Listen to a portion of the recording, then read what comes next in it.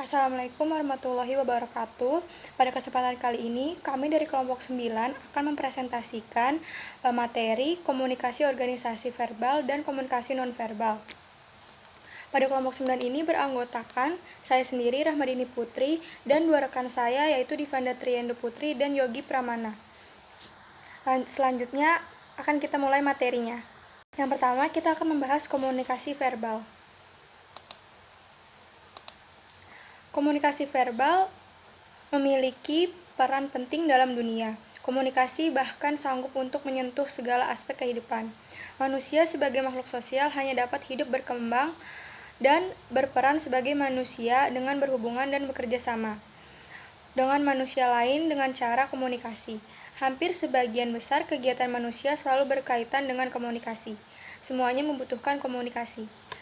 Komunikasi verbal adalah komunikasi yang menggunakan kata-kata baik itu secara lisan maupun tulisan.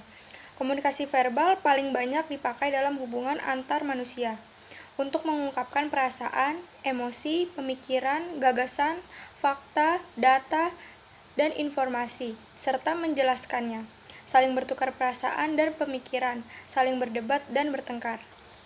Selanjutnya kita akan membahas unsur-unsur dalam komunikasi verbal. Yang pertama ada kata. Kata merupakan lambang terkecil dari bahasa. Kata merupakan lambang yang mewakili suatu hal, baik itu orang, barang, kejadian, atau keadaan. Makna kata tidak ada yang pikiran orang. Tidak ada hubungan langsung antara kata dan hal.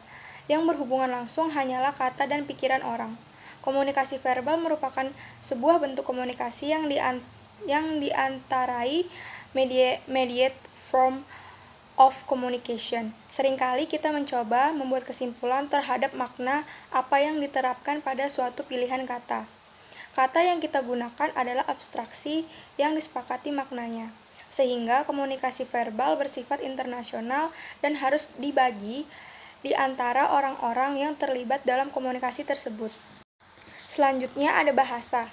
Bahasa adalah suatu sistem lambang yang memungkinkan orang berbagai makna.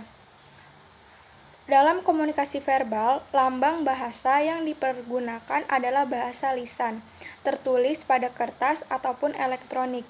Bahasa memiliki 3 fungsi yang erat hubungan dalam menciptakan komunikasi yang efektif. Fungsi itu digunakan untuk mempelajari dunia sekitarnya, membina hubungan yang baik antar sesama, dan menciptakan ikatan-ikatan dalam kehidupan manusia. Ada 3 teori yang membicarakan sehingga orang bisa memiliki kemampuan bahasa. Di antaranya, masih membahas teori, sekarang kita membahas teori yang membicarakan sehingga orang memiliki kemampuan untuk berbahasa. Yang pertama, operant condition theory, dikembangkan oleh seorang ahli psikologi behavioristik yang bernama B.F. Skinner. Teori ini menekankan adanya unsur rangsangan atau stimulus serta tanggapan atau respon atau lebih dikenal dengan istilah SR. Teori ini menyatakan jika suatu organisasi dirangsang oleh stimuli dari luar, orang cenderung akan memberi reaksi. Anak-anak mengetahui bahasa karena ia diajari oleh orang tuanya atau meniru apa yang diucapkan oleh orang lain. Selanjutnya ada teori kognitif atau disebut kognitif teori, dikembangkan oleh Noam Chomsky yang menyatakan bahwa kemampuan berbahasa yang ada pada manusia adalah pembawaan biologis yang dibawa dari lahir. Berikutnya ada mediating theory atau teori penengah yang dikembangkan oleh Carlos Osgood. Teori ini menyatakan bahwa manusia dalam mengembangkan kemampuannya berbahasa tidak saja bereaksi terhadap rangsang atau stimulus yang diterima dari luar, tetapi juga dipengaruhi oleh proses internal yang sering terjadi di dalam dirinya. Selanjutnya kita akan membahas karakteristik dari bahasa. Yang pertama ada pengalihan. Bahasa memiliki karakteristik yang namanya pengalihan, di mana kita dapat berbicara mengenai hal-hal yang jauh dari kita, baik dari segi tempat maupun waktu. Berbicara tentang masa lalu atau masa depan, berbicara tentang hal-hal yang tidak pernah kita lihat seperti kuda terbang atau planet dan makhluk-makhluk planet lainnya. Yang kedua, adanya pelenyapan. Suara saat kita berbicara bisa hilang atau lenyap dengan cepat. Suara harus diterima dengan segera setelah itu dikirimkan atau kita tidak akan pernah menerimanya lagi. Yang ketiga, ada kebebasan makna. Isyarat bahasa memiliki kebebasan makna. Suatu kata memiliki arti atau makna yang mereka gambarkan karena kitalah yang secara bebas yang menentukan arti atau maknanya. Baiklah, saya Divana Trina Putri ingin melanjutkan presentasi dari Rahmadini Putri. Ada karakteristik bahasa. Yang D, transmisi budaya. Bahasa dipancarkan secara budaya. Seorang anak yang dibesarkan dalam lingkungan keluarga berbahasa Inggris akan menguasai bahasa Inggris. Selanjutnya ada jenis komunikasi verbal. Jenis komunikasi verbal ada beberapa macam, yaitu 1. Berbicara dan menulis. Berbicara adalah komunikasi verbal vokal, sedangkan menulis adalah komunikasi verbal non-vokal. Presentasi dalam rapat adalah contoh dari komunikasi verbal vokal. Surat menyurat adalah contoh dari komunikasi verbal non-vokal. Yang kedua, mendengarkan dan membaca. Mendengar dan mendengarkan adalah dua hal yang berbeda. Mendengar mengandung arti hanya mengambil getaran bunyi, sedangkan mendengarkan adalah mengambil makna dari apa yang didengar. Mendengarkan melibatkan unsur mendengar, memperhatikan, memahami, dan mengingat. Membaca adalah satu cara untuk mendapatkan informasi dari sesuatu yang ditulis. Ada karakteristik komunikasi verbal. Yang pertama, jelas dan ringkas. Berlangsung sederhana, pendek dan langsung. Bila kata-kata yang digunakan sedikit, maka terjadinya kerancuan juga makin sedikit. Berbicara secara lambat dan pengucapan yang jelas akan membuat kata tersebut makin mudah dipahami. Yang kedua, perbendaharaan kata. Penggunaan kata-kata yang mudah dimengerti oleh seseorang akan meningkatkan keberhasilan komunikasi. Komunikasi tidak akan berhasil jika pengirim pesan tidak mampu menerjemahkan kata dan ucapan. Yang ketiga ada arti konotatif dan denotatif. Makna konotatif adalah pikiran, perasaan atau ide yang terdapat dalam suatu kata. Sedangkan arti denotatif adalah memberikan pengertian yang sama terhadap kata yang digunakan. Ada karakteristik komunikasi verbal. Yang pertama ada intonasi. Seorang komunikator mampu mempengaruhi arti pesan melalui nada suara yang dikirimkan. Emosi sangat berperan dalam nada suara ini. Yang kedua ada kecepatan berbicara. Keberhasilan komunikasi dipengaruhi juga oleh kecepatan dan tempo bicara yang tepat. Kesan menyembunyikan sesuatu dapat timbul bila dalam perbicaraan ada pengalihan yang cepat pada pokok pembicaraan. Yang ketiga ada humor. Dapat meningkatkan keberhasilan dalam memberikan dukungan emosi terhadap lawan bicara. Tertawa membantu modul komunikasi verbal dan non-verbal mengurangi ketegangan pendengar sehingga meningkatkan keberhasilan untuk mendapat dukungan. Selanjutnya ada komunikasi non-verbal. Komunikasi non-verbal adalah komunikasi semua isyarat yang bukan kata-kata. Pesan-pesan non-verbal sangat berpengaruh terhadap komunikasi. Pesan atau simbol-simbol non-verbal sangat sulit untuk ditafsirkan daripada simbol verbal. Bahasa verbal selur dengan bahasa non-verbal. Contoh ketika kita mengatakan ya, pasti kepala kita mengangguk. Komunikasi non-verbal lebih jujur mengungkapkan hal yang mau diungkapkan karena spontan. Selanjutnya ada jenis komunikasi non-verbal. Komunikasi non-verbal memiliki beberapa jenis, yaitu yang pertama sentuhan. Sentuhan atau tactile message merupakan pesan non-verbal, non-visual, dan non-vokal. Alat penerima sentuhan adalah kulit yang mampu menerima dan membedakan berbagai emosi yang disampaikan orang melalui sentuhan. Seseorang peneliti dari Cutaneous Communication Laboratory mengemukakan bahwa berbagai perasaan yang dapat disampaikan melalui sentuhan, salah satunya adalah kasih sayang, dan sentuhan itu memiliki khasiat kesehatan. Yang kedua ada komunikasi objek. Penggunaan komunikasi objek yang paling sering adalah penggunaan pakaian. Orang saling dinilai dari jenis pakaian yang digunakannya. Walaupun ini termasuk bentuk penilaian terhadap seseorang hanya berdasarkan persepsi, contohnya dapat dilihat dari penggunaan seragam oleh pegawai sebuah perusahaan yang menyatakan identitas perusahaan tersebut. Yang ketiga ada kronemik. Kronemik merupakan bagaimana komunikasi nonverbal yang dilakukan ketika menggunakan waktu yang berkaitan dengan peranan budaya dalam konteks tertentu. Contohnya, mahasiswa menghargai waktu. Ada kalanya kita mampu menilai bagaimana mahasiswa atau mahasiswi yang memanfaatkan dan mengaplikasikan waktunya secara tepat dan efektif. Yang keempat ada gerakan tubuh. Gerakan tubuh biasanya digunakan untuk menggantikan suatu kata atau frasa. Beberapa bentuk dari kinestetik yaitu yang A, emblem, yaitu gerakan tubuh yang secara langsung dapat diterjemahkan ke dalam pesan verbal tertentu. Biasanya berfungsi untuk menggantikan sesuatu. Selanjutnya yaitu B, ilustrator, yaitu gerakan tubuh yang menyertai pesan verbal untuk menggambarkan pesan sekaligus melengkapi serta memperkuat pesan. Biasanya dilakukan secara sengaja, misalnya memberi tanda dengan tangan ketika mengatakan seseorang gemuk atau kurus. Lalu selanjutnya yang ketiga yaitu ada C, affect displays, yaitu gerakan tubuh khususnya wajah yang memperlihatkan perasaan dan emosi, seperti misalnya sedih dan gembira, lemah dan kuat, semangat dan kelelahan, marah dan takut. Terkadang diungkapkan dengan sadar atau tanpa sadar.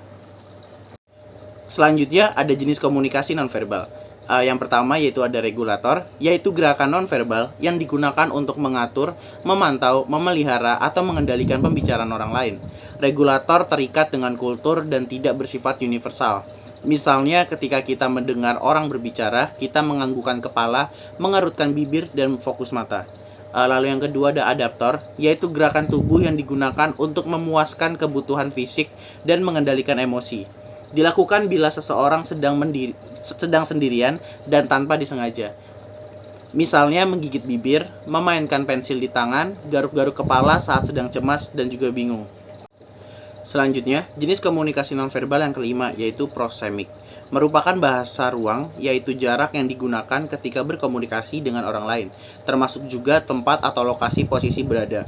Pengaturan jarak menentukan seberapa dekat tingkat keakraban seseorang dengan orang lain. Jarak mampu mengartikan suatu hubungan. Richard West dan Lynn H. Turner pada Introducing Communication Theory membagi zona proksemik pada berbagai macam pembagian, yaitu yang pertama ada jarak intim, jaraknya dari 0 sampai 45 cm. Lalu ada fase dekat 0 sampai 15 cm, fase jauhnya 15 sampai 45 cm. Jarak ini dianggap terlalu dekat sehingga tidak dilakukan di depan umum. Lalu ada jarak personal, jaraknya 45 sampai 120 cm. Fase dekatnya 45 sampai 75 cm yang bisa disentuh dengan uluran tangan. Lalu ada fase jauhnya yaitu 75 sampai 120 cm yang bisa disentuh dengan dua uluran tangan. Jarak ini menentukan batas kendali fisik atas orang lain yang bisa dilihat rambut, pakaian, gigi, muka. Bila ruang pribadi ini diganggu, kita sering merasa tidak nyaman. Lalu ada selanjutnya itu jarak sosial, jaraknya itu 120 sampai 360 cm. Lalu yang terakhir ada jarak publik, itu lebih dari 360 sampai 170 cm. Selanjutnya, yang keenam adalah lingkungan. Lingkungan juga dapat digunakan untuk menyampaikan pesan-pesan tertentu. Di antaranya adalah penggunaan ruang, jarak, temperatur, penerangan, dan juga warna. Lalu yang ketujuh yaitu ada vokalik. Vokalik atau paralanguage adalah unsur nonverbal dalam sebuah ucapan, yaitu cara berbicara. Misalnya adalah nada bicara, nada suara, keras atau lemahnya suara, kecepatan berbicara, kualitas suara, intonasi, dan juga lain-lainnya. Lalu selanjutnya, saya akan membahas fungsi komunikasi dari nonverbal. Mark Knapp di tahun 1978 menyebut bahwa kode nonverbal dalam berkomunikasi memiliki fungsi untuk yang pertama yaitu repeating atau repetisi, yaitu mengulang kembali pesan yang disampaikan secara verbal. Contohnya menganggukkan kepala ketika mengatakan iya dan menggelengkan kepala ketika mengatakan tidak. Lalu yang kedua ada substituting atau substitusi, yaitu menggantikan lambang-lambang verbal. Contohnya menggoyangkan tangan dengan telapak tangan menghadap depan sebagai pengganti kata tidak saat pedagang menghampiri Anda. Yang ketiga itu ada contradicting atau kontradiksi, yaitu menolak pesan verbal atau memberikan makna lain terhadap pesan verbal. Contohnya, seorang suami mengatakan bagus ketika dimintai komentar istrinya mengenai baju yang baru dibelinya sambil matanya terus terpaku pada koran yang sedang dibacanya. Lalu yang keempat ada complementing atau complement, yaitu melengkapi dan memperkaya pesan maupun makna nonverbal. Contohnya melambaikan tangan saat mengatakan selamat jalan. Lalu yang kelima itu ada accenting atau aksentuasi, yaitu menegaskan pesan verbal atau menggarisbawahinya. Contohnya, mahasiswa membereskan buku-bukunya atau melihat jam tangan ketika jam kuliah berakhir atau akan berakhir, sehingga dosen sadar diri dan akhirnya menutup kuliahnya. Komunikasi nonverbal digunakan untuk memastikan bahwa makna yang sebenarnya dari pesan-pesan verbal dimengerti atau bahkan tidak dapat dipahami. Keduanya komunikasi verbal dan nonverbal kurang dapat beroperasi secara terpisah satu sama lain, saling membutuhkan guna mencapai sebuah komunikasi yang efektif. Selanjutnya ada karakteristik komunikasi nonverbal. Dibagi menjadi beberapa. Yang pertama itu ada komunikatif, yaitu perilaku yang disengaja atau tidak disengaja untuk mengkomunikasikan sesuatu sehingga pesan yang ada bisa diterima secara sadar. Contoh, mahasiswa memandang keluar jendela saat kuliah yang menunjukkan perasaan bosan. Yang kedua itu ada kesamaan perilaku, yaitu kesamaan perilaku nonverbal antara satu orang dengan orang lain. Secara umum bisa dilihat pada gerak tangan, cara duduk, berdiri, suara, pola bicara, kekerasan suara, dan cara diam. Lalu yang ketiga ada artifaktual, yaitu komunikasi nonverbal, bisa juga dalam bentuk artefak seperti cara berpakaian, tata rias wajah, alat tulis, mobil, rumah, parabot rumah, dan cara menatanya. Barang yang dipakai seperti jam tangan itu juga salah satu contohnya.